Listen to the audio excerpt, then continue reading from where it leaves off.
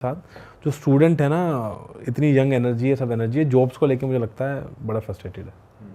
और फिर उसके सारे तार जुड़ जाते हैं डिप्रेशन से, फ्रस्ट्रेशन से, एकेडमिकल प्रेशर से। और 10th-12th के यार बोर्ड एग्जाम ऐसे हुआ करते थे, अभी बच्चों ने जो दिए होंगे मुझे अभी भी याद है कि हमें लगता था यार अब 10th-12th पास कर लिए, अब तो जीवन में सक्सेसफुल हो गए हैं। ये एक रियलिटी है। आप लोग ने, हम लगभग सेम एज के, घर वाले सबके सभी यही बोलते थे अरे बोर्ड के एग्जाम है, 12वीं कर ले, 12वीं हो गई तेरा बस जीवन तो कामयाब हो गया।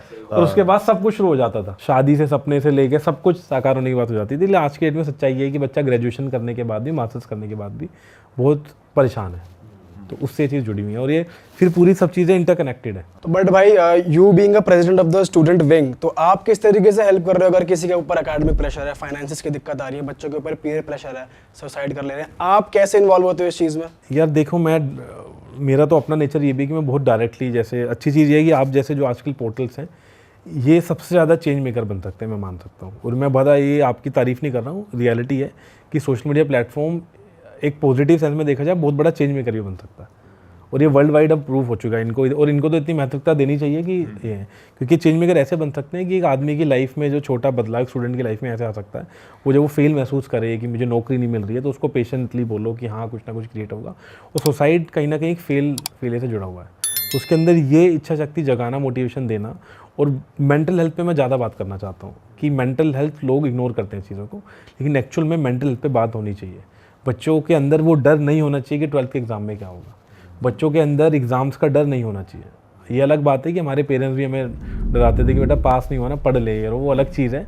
लेकिन वो एक समझदारी के संग में होना चाहिए कि आपको पढ़ना है। लेकिन अगर आपका एग्ज़ाम्स का प्रेशर आपके अंदर होगा, आप देखेंगे जितने सेंटर एग्ज़ाम्स होते हैं, मैं बड़ा बोलूँ कि किसी भी स्ट्रीम के एग्ज़ाम्स हों, तो आज की डेट में जब पता लगे कि एग्ज़ाम तो हो रहा है, एग्ज़ाम के साथ साथ जब पेपर लीक जैसा इंसिडेंट सामने आ जाए, तो बच्चा 6 महीने, 1 साल, 2 साल तैयारी कर रहा हो, एग्ज़ाम अपीयर हो गया हो, फिर पता लगे जी पेपर लीक हो गया, तो मैं मानता हूँ सबसे ज़्यादा जो मेरे पास बच्चे आते हैं वो पेपर लीक वाले आते हैं भाई। लेकिन इसके पीछे आपने पता करने की कोशिश करी है ये इतनी इजीली कैसे हो रहा है पेपर? यार ये मैं मानता हूँ बहुत बड़ा अनेक्सेस है, और ये हर पॉलिटिकल पार्टी को ना एक पॉलिटिक्स से ऊपर उठ के देखना चाहिए। मैं सभी पॉलिटिकल पार्टी के लिए बात करूँगा आपसे कि ये ऐसा इशू है कि सबको पॉलिटिक्स साइड में रखकर और इस इशू पे बहुत सीरियसली बात करनी चाहिए। आप सोच के देखो, मैं मानता हूँ हम जहाँ बैठे हैं, यहाँ से 10, 15, 20, 25 किलोमीटर बाद कोई ना कोई बड़ा स्टूडेंट सेंटर होगा कि जहाँ पे कोचिंग होगी, या कुछ ना कोई स्टूडेंट सेंटर होगा, या कोई खोखे की दुकान होगी जहाँ बच्चा के कोल्ड ड्रिंक पीता होगा, 20, 30, 50 बच्चे, वो मिल जाएगी आपको जगह।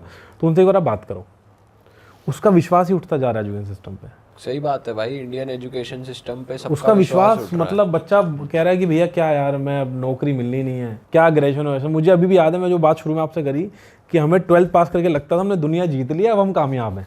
और आज बच्चा इतने अच्छे नंबर लाने के बावजूद भी अपने आप को फेल महसूस कर रहा है। फिर वो चीज़ें कनेक्शन हो जाती हैं मेंटल डिस्टर्बेंस से, तमाम चीज़ों से। और जब पेपर लीक जैसे इंसिडेंट सामने आया तो बहुत गंभीर है ऐसा विषय। तो जो पेपर लीक हो रहे हैं, ये इसकी कुछ एकदम वैल्यू सेट करी हुई है क्या लोगों ने कि भाई इतने का पेपर लीक हो जाता है, ये हो जाता इसमें बड़ा नेक्सस शामिल है, मतलब इसमें बहुत बड़े बड़े लोग शामिल हैं। मतलब इतना बड़ा रैकेट है कि आप सोचो जिस तरीके से देश में इस पर बात होनी चाहिए, अभी तक बात नहीं हो रही है। मतलब बात करूं तो आप अगर उठा के देखें सोशल मीडिया, देश के 2-4 नेता इस पर बात कर रहे हैं, कोई बात करने को तैयार नहीं है। और जो गरीब बच्चा है उसको, वो बेचारा लंदन अमेरिका तो जा नहीं पाएगा पढ़ने। देखो सच्चाई में बड़ा आपको, तो गरीब बच्चा उसको तो भैया हिंदुस्तान में जो इंस्टीट्यूट्स हैं, इन्हीं में ये एग्ज़ाम्स हैं, यहीं के तो माध्यम से नौकरी मिलेगी, वो सब नहीं होगा। हाँ सही बात है। तो इसलिए बच्चा इतना वो हो चुका है कि बिल्कुल एग्ज़ाम देंगे, पता लगेगा पेपर लीक हो जाएगा। तो पेपर लीक हो जाएगा, किसी ना सोचो आज के डेट में हम बात यहाँ बैठे हुए हैं जहाँ पे, यहाँ पे भी एक अगर कमरा लेना होगा बच्चे को, पीजी लेना होगा, 15-20 हज़ार रुपये, 25 हज़ार रुपये से कम का पीजी मिलेगा नहीं। तो बच्चा वो कमरा लेगा, 20-25 हज़ार रुपये का वो लेगा, 1 साल किसी एंट्रेंस की तैयारी करेगा, और पता लगेगा जिसने एंट्रेंस देने गया उस दिन उसका पेपर लीक हो गया। और फिर उसको पता है कि उसके परिवार की जो आर्थिक स्थिति है वो इतनी कमज़ोर है कि वो दोबारा ये भी उम्मीद नहीं कर सकता कि मेरा दोबारा 1 साल का किराया दे दो और मुझे कोचिंग की फ़ीस दे दो। तो बच्चा क्या करेगा? और वो प्रेशर था उसको, ये था कि एग्ज़ाम क्लियर कर लूँगा तो उसके बाद मैं अपने घर वालों की आर्थिक मदद कर पाऊँगा।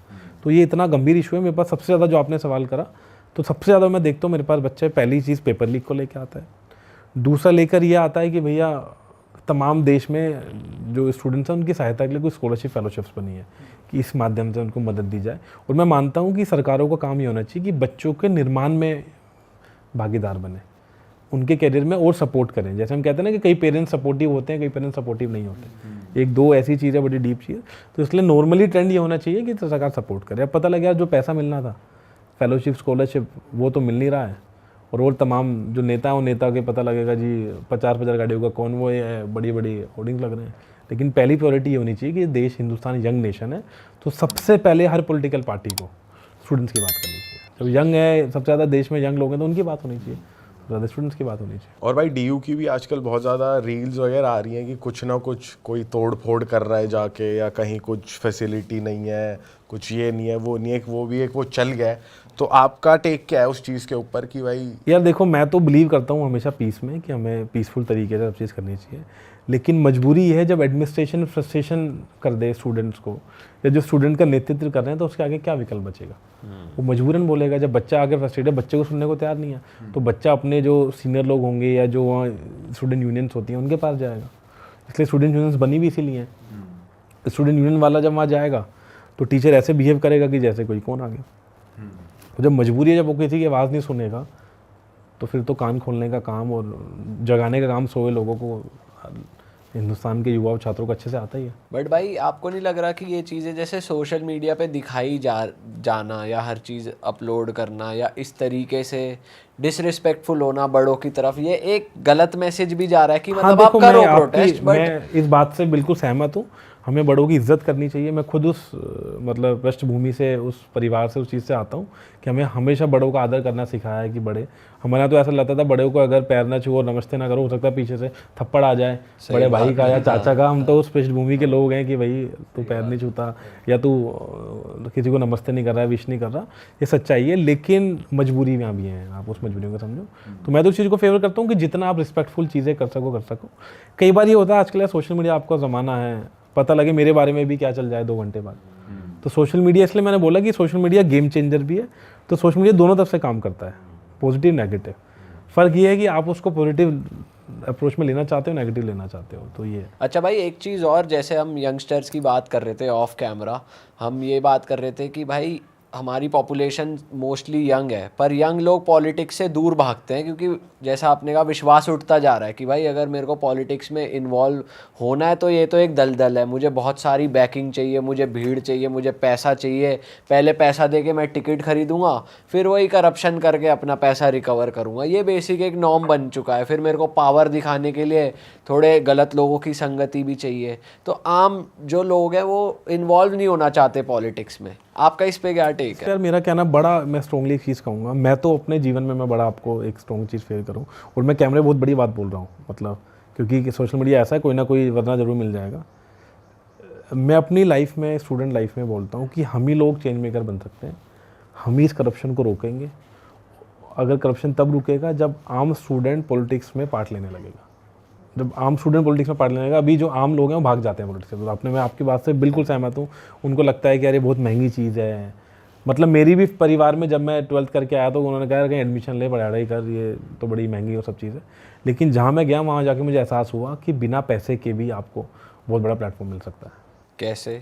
बिना पैसे के बहुत बड़ा प्लेटफॉर्म मिला मुझे यार। हम धीरे धीरे, भाई मतलब देखो, जैसे एक आपको डेमोक्रेटिक जैसे अगर किसी को आज की डेट में आना हो, अगर सपोज मैं कहता हूँ यार मैं कल जाके इलेक्शन लड़ूंगा, तो क्या गारंटी है कि कोई बड़ी पार्टी का इंसान आके मेरे को ये धमकी नहीं देगा कि भाई बैठ जा, शांति से कोने में हो जा, ऐसे 10-15 लोग नहीं आएंगे? आपको लगता है ये प्रैक्टिकली नहीं? प्रैक्टिकल आपके साथ तो पॉसिबल है। कैसे, मैं बताता हूँ।